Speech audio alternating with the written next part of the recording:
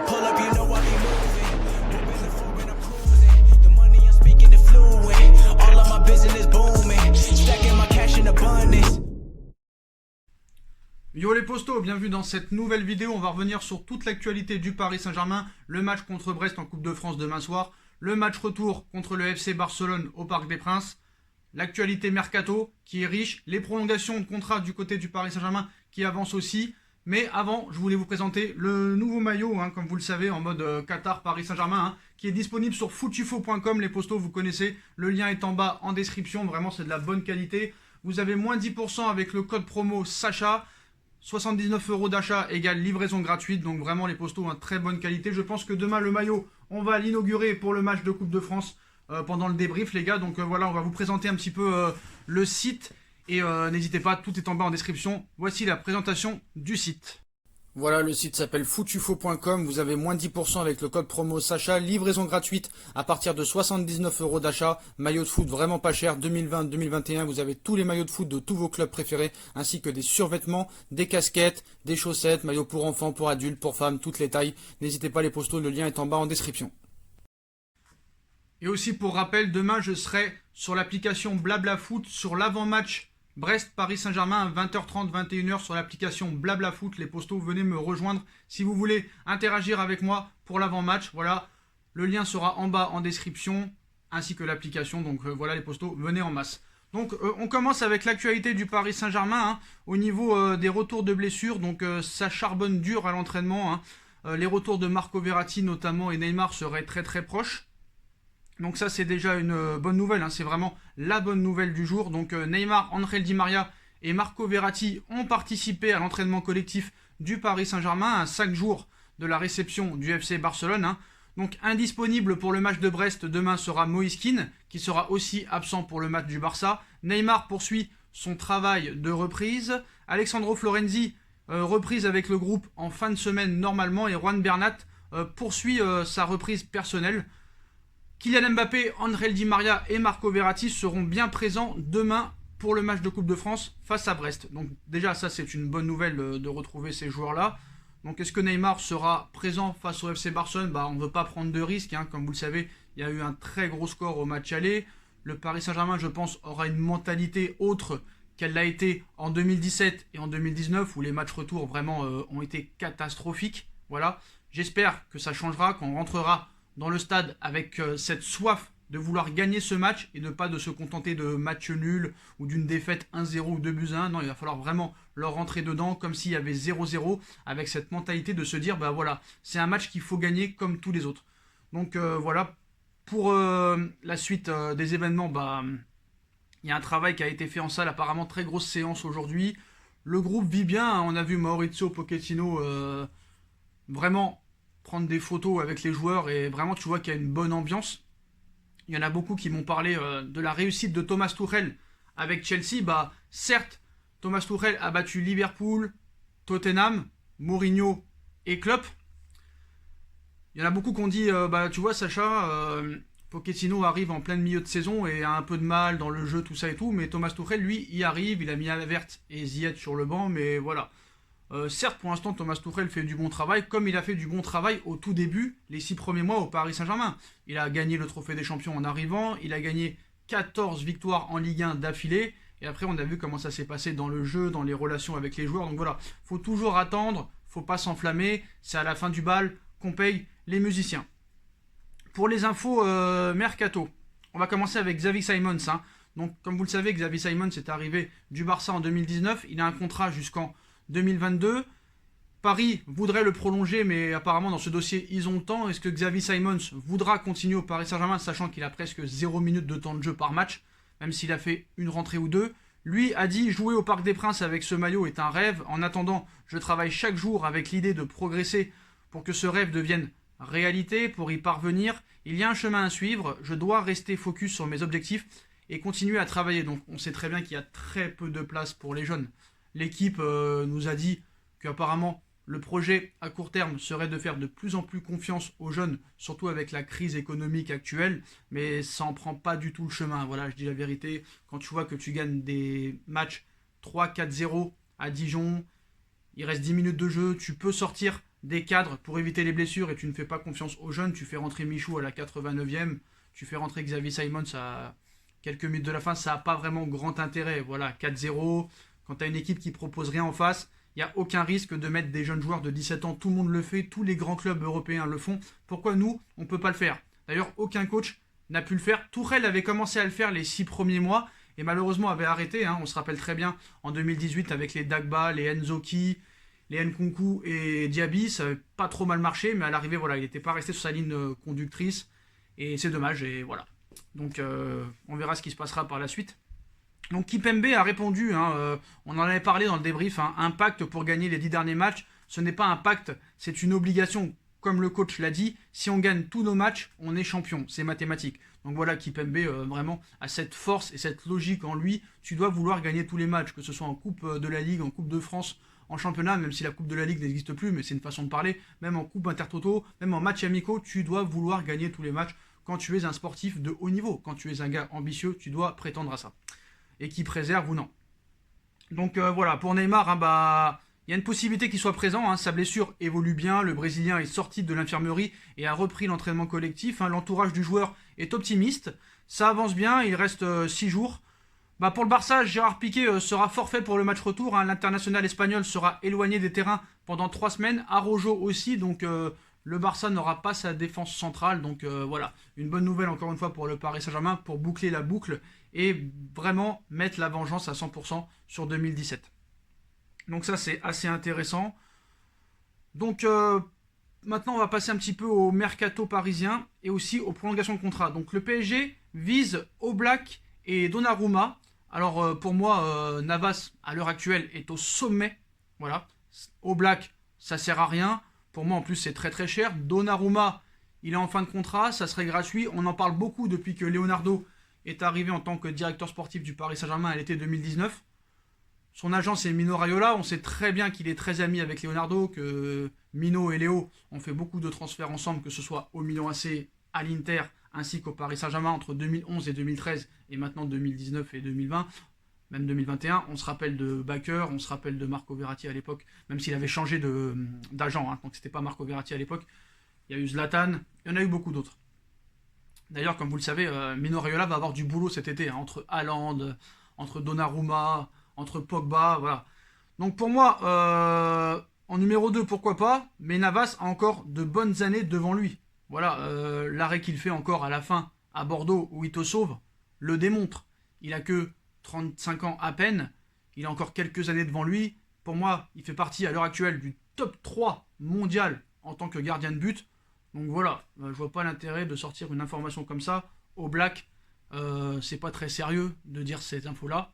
Pareil pour Hugo Lloris, même si Pochettino l'affectionne, mais voilà.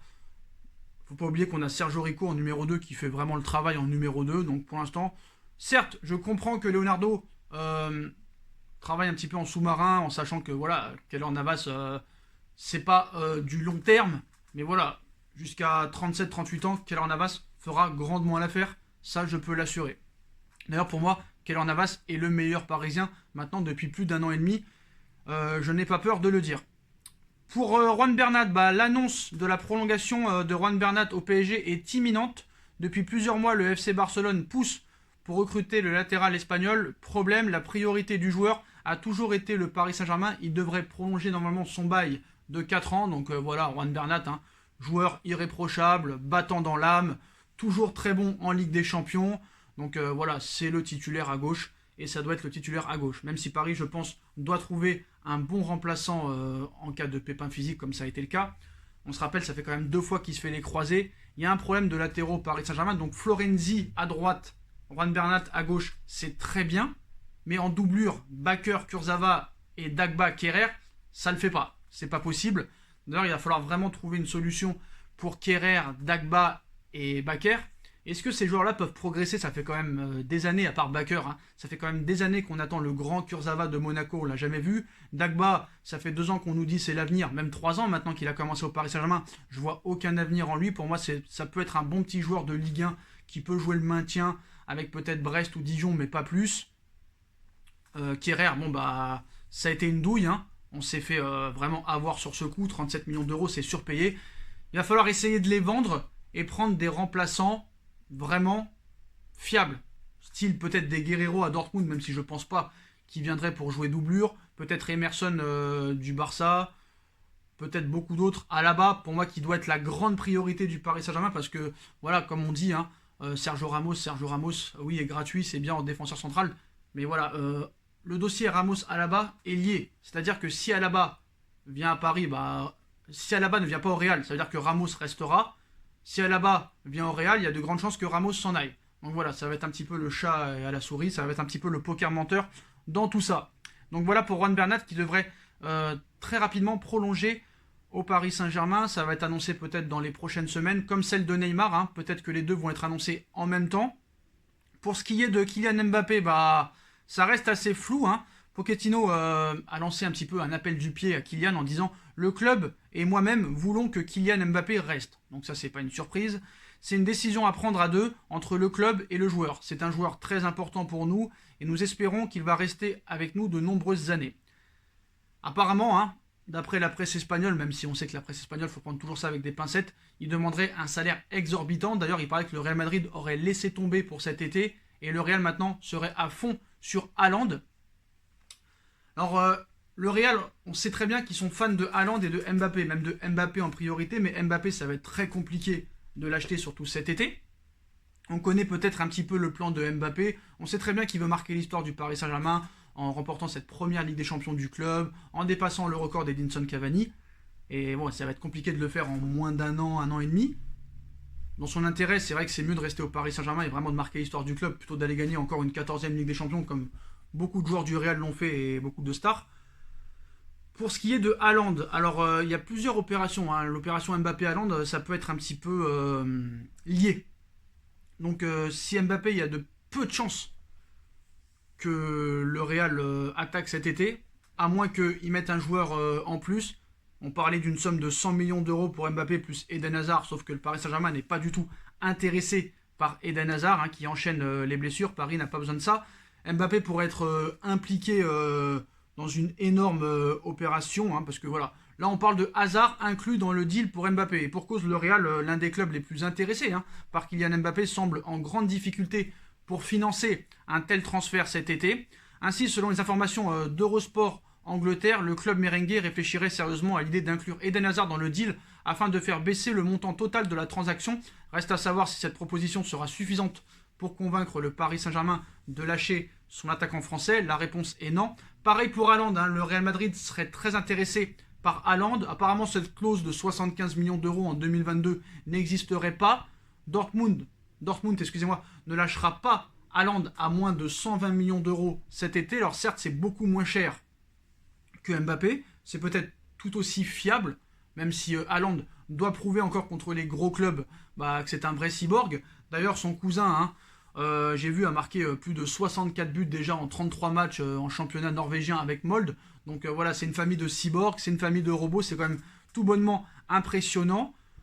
Pareil, apparemment, le Real Madrid serait prêt à mettre aussi 100 millions d'euros, plus Odegaard, son compatriote norvégien, pour s'attacher les services de Haaland. Est-ce que Dortmund acceptera? Je ne sais pas, ça peut être une bonne option pour Dortmund, mais voilà. Comme je vous l'ai expliqué, Haaland ou Mbappé, quoi qu'il en soit, le Real Madrid a du monde devant et c'est pas sûr qu'il s'en débarrasse. Voilà, que ce soit Asensio, Karim Benzema, Vinicius Junior, Eden Hazard, Gareth Bale qui va revenir, Jesus Régnier qui va revenir, Rodrigo toujours qui est là. C'est quand même beaucoup de monde. C'est des joueurs que tu as payé une certaine somme. Il va falloir s'en débarrasser et les vendre. Et à part dans le marché anglais, où vraiment ils n'ont pas eu trop de difficultés financières, eux, à part la billetterie, ils ont toujours touché les droits télé. Le championnat anglais avait repris l'année dernière. Mais voilà, ça va être quand même compliqué de faire de telles opérations cet été. On verra ce qu'il en est. C'est vrai que Mbappé apparemment demande un très gros salaire, plus de 30 millions d'euros. Donc vu l'état des caisses actuelles des clubs, c'est peut-être pas la meilleure chose à faire cet été. Toujours en parlant de Mbappé, Pelé, le roi Pelé, s'est exprimé encore une fois sur Kylian Mbappé en disant « Il peut devenir mon héritier ». Et je ne le dis pas pour plaisanter. Je me revois dans sa capacité à jouer vite. Donc voilà, le roi Pelé prouve encore une fois et confirme qu'il est un vrai fan de Kylian Mbappé. On espère que Mbappé sera aussi talentueux que le roi Pelé. Faut pas oublier quand même que Mbappé est déjà champion du monde avec l'équipe de France, a déjà gagné plusieurs fois la Ligue 1 avec Monaco et le Paris Saint-Germain, la Coupe de la Ligue, la Coupe de France, le Trophée des Champions. peut-être l'Euro cet été, ce serait quand même impressionnant. Est-ce que Mbappé peut avoir le ballon d'or cette année? Vu le comportement et l'état d'esprit et la réussite qu'il a en ce moment et les stats, c'est peut-être son année. C'est vraiment peut-être son année. Donc voilà pour l'actualité du Paris Saint-Germain. Ah oui, grosse info mercato aussi sur l'actualité du Paris Saint-Germain. Donc comme vous le savez, hein, Juan Bernat devrait prolonger son contrat. Mais si jamais cette prolongation foirait et qu'il n'y aurait pas d'accord, bah grosse surprise pour peut-être le remplaçant de Bernat si jamais il ne prolongeait pas, même s'il devrait prolonger. Il y a eu le nom de Lucas Hernandez qui a déjà été associé au Paris Saint-Germain pour venir occuper le couloir gauche de la défense, ainsi que David Alaba qui doit rester la priorité pour moi. Voilà désormais que Benjamin Mendy serait dans les petits papiers de Leonardo. En effet, comme l'explique The Sun, aujourd'hui le club de la capitale ferait partie des prétendants pour le joueur de Manchester City. Alors là, je ne crois pas trop non plus à cette information. Déjà, il est sous contrat jusqu'en 2022. Manchester City ne vendra jamais un joueur au Paris Saint-Germain. Problème de géopolitique, vous le savez très bien, la rivalité entre l'Arabie Saoudite et le Qatar. Et surtout, bah voilà, Benjamin Mendy à l'heure actuelle, ça se passe très mal avec Guardiola. Il a perdu sa place de titulaire. Il est vraiment en méforme. Donc non, je pense que c'est pas la bonne solution. Je ne valide pas ce choix. Juan Bernat pour moi est beaucoup plus fiable, beaucoup plus battant et beaucoup plus impliqué dans le Paris Saint-Germain. Donc voilà, pour monsieur Mendy, il faudra se trouver un autre club. Donc voilà les postos, hein, voilà toutes les dernières informations du Paris Saint-Germain, du Mercato. Ah, pour Léo Messi aussi. Donc comme vous le savez, hein, l'approche des sélections arrive très vite, je crois que c'est dimanche. On saura qui est le nouveau président du FC Barcelone. Ça devrait aussi s'accélérer pour la prolongation ou le départ de Léo Messi. Donc ça change tous les jours, hein. Le lundi il part, le mardi il part pas, le mercredi il part, le jeudi il part pas. Franchement, ce dossier est très compliqué parce que Léo Messi, il connaît déjà Laporta. Laporta a été président du Barça dans le passé. Qu'est-ce que va proposer le Barça à Léo Messi? Déjà qu'il a un salaire énorme, quoi qu'il arrive, le Barça devra faire des concessions. Parce que moi, ça me fait rire Javier Tebas qui dit oui, le Real et le Barça pourront pas faire de gros recrutements cet été, surtout avec la crise actuelle. Voilà, il n'y a que des grosses équipes comme City et Paris qui sont dirigés par des États qui pourront peut-être faire des opérations, mais tu n'as pris pour un pigeon. Regarde le mercato qu'on a fait l'année dernière, regarde le mercato qu'on a fait dans 2 ans. C'est pareil pour tout le monde, il y a un fair play financier, même si je pense qu'il va voler en éclats avec la crise actuelle. Voilà, il va falloir faire des échanges, il va falloir faire des prêts avec ou sans option d'achat, il va falloir se démerder. Voilà, et à part à vendre aux Anglais. Donc qu'est-ce qu'il a contre Paris Saint-Germain et City, le gars? Il dit que le gars, on est dirigé par des États. Ben attends, frère, sur le maillot du Barça, il n'y a pas écrit Qatar à l'époque, il n'y avait pas écrit Qatar Airways. Quand le roi d'Espagne règle les dettes du Real Madrid, ça ne te pose pas de problème. Donc à un moment donné, stop. Et quand tu vois qu'ils veulent prolonger Messi, ils veulent prolonger Ousmane Dembélé, quand on me dit que ce club a plus de 1,178 milliard d'euros de dettes et 465 millions de dettes nettes, et à un moment donné, balaye devant ta porte, occupe-toi de ton championnat, occupe-toi de tes clubs avant de parler des autres. C'est tout ce que j'ai à te dire. On sait que Javier Tebas est un rageux depuis que Neymar a signé au Paris Saint-Germain, depuis que Ronaldo est parti du Real à la Juve, il a perdu ses 2 grandes stars dans le championnat, et s'il perd sa 3e grande star, ça ferait quand même très mauvais genre. Donc voilà les postos, vous êtes au courant de toute l'actualité du jour, n'hésitez pas à bombarder la barre de like, on partage, on commente, on s'abonne, on active la petite cloche pour être tenu au courant des vidéos qui vont sortir, on me rejoint sur mes différents réseaux sociaux, surtout sur mon Instagram SBFootNews, les postos, voilà, tout le lien est en bas en description. Demain, 20h30 sur Blabla Foot, hein, avant match Brest PSG, Coupe de France, si vous voulez interagir avec moi. L'application est gratuite sur le Play Store et l'Apple Store. Il y a la cagnotte PayPal aussi qui est toujours disponible en lien en description. Merci à ceux qui ont fait des dons, vraiment ça me touche. Merci beaucoup à vous.